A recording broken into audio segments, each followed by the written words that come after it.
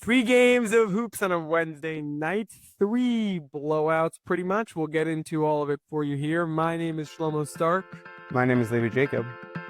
and this is the NBA Daily Recap in 15 minutes or less.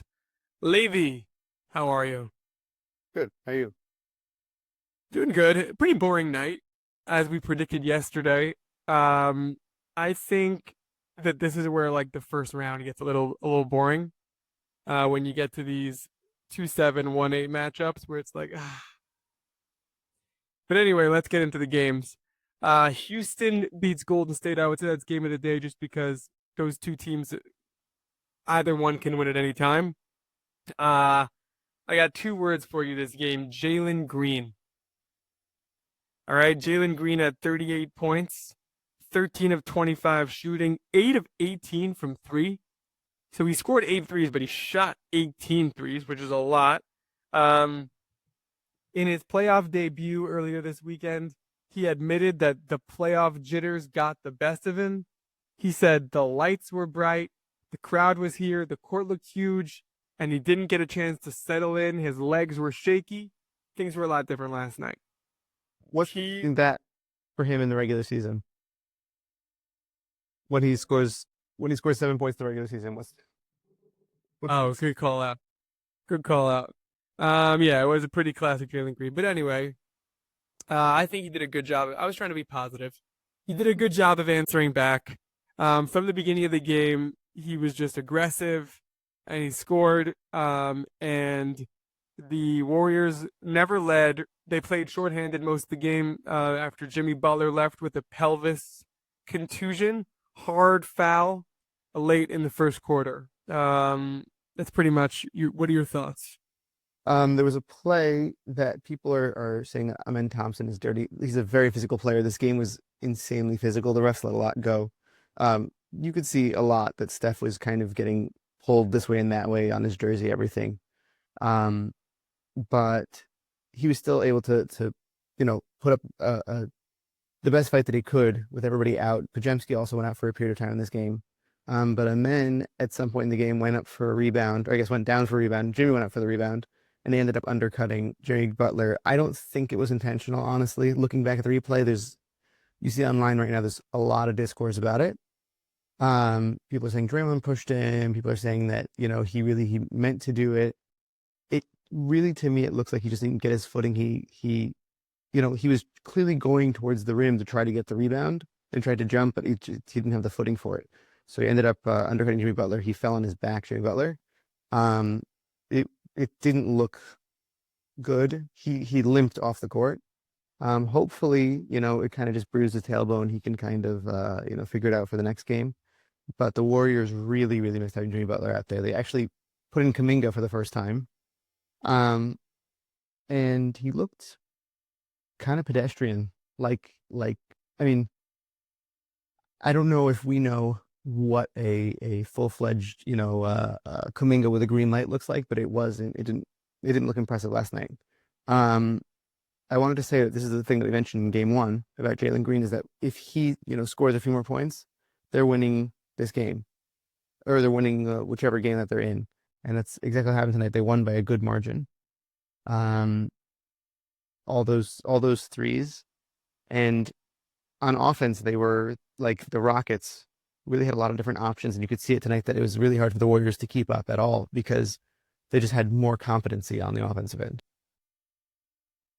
Yeah, so you said a lot there. I'm only going to respond to one thing that you said. Um, and it's just, I'm going to say it and we're going to move on to the next game because we don't need to get into it. We disagree, and that's okay. It was a dirty play. He was a dirty player, and this is a dirty team. He went right under Jimmy Butler. Draymond didn't even push him, didn't do anything. He just went right under Jimmy. And I think it was intentional. He should be suspended. Next, Boston beats Orlando 109 to 100. No Jason Tatum. I thought this was the game the Magic could maybe win without Jason Tatum. Nope, Jaylen Brown scores 36. And he basically Missoula said he came in saying he's going to do everything he came to win. He came through on the promise. Kristaps Porzingis had a awful bloody guy. Like, I mean, the bandage looked weird too. Like, he's going into his hair. It was really bad. A lot of blood, but he came back and finished with 20 points. And the Celtics win. They took a 2-0 series lead. This is Tatum's first ever playoff miss. And Brown stepped up when they needed him. I think the only thing you can really say for Orlando is they're gonna have a good few years now with Ben Caro as their guy because he's great. He finished with 32 points, 9 rebounds, and with him as your cornerstone, like you have a future. And it's okay. This is not your year. Since the oblique virus, it was never going to really happen for them. No Suggs. So and you're losing to the Celtics without Tatum. This is a sweep. But like this was your game. This is how you make it 5, and you couldn't do that. So, but you're not too bummed as a Magic fan because this was never going to be your year, and Paolo's just a great cornerstone to have. I saw an interesting stat that with this win, Jaylen Brown is now the player with the 5th most playoff wins before at the age of 28 and younger. I thought that was an interesting stat. It's a pretty good winning stat. He's been on the Celtics all the time, but it's pretty good. What's the face? 5th most wins for 28 and younger. That sounds like a LeBron stat. Playoff win. Playoff win. That sounds like a LeBron stat. It's like most wins ever for a 40-year-old on a Tuesday. Like, Okay, fine. But I mean, that's so specific. he's a winning playoff competitor. Who has the record? Let me ask you this to show you that it's a fake record. Who has the record for most playoff wins? Who is 5th place for most playoff wins, age 27? Exactly. Probably Jason Tatum, actually. And my point is, who knows? Like, what do we? You don't even know first place.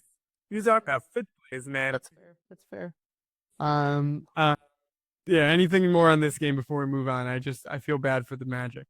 yeah, I mean, you had Peyton Pritchard out there.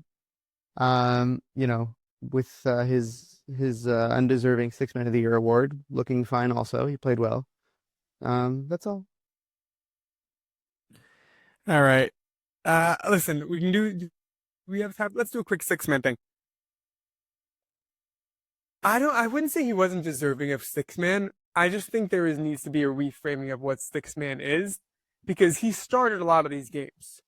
6-man used to be like, he's our guy off the bench who comes in, right? Manu Ginobili, Jamal Crawford, Lou Williams, legendary 6-man of the Year winners.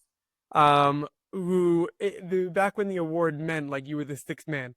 Pritchard is not. He's often starting for them.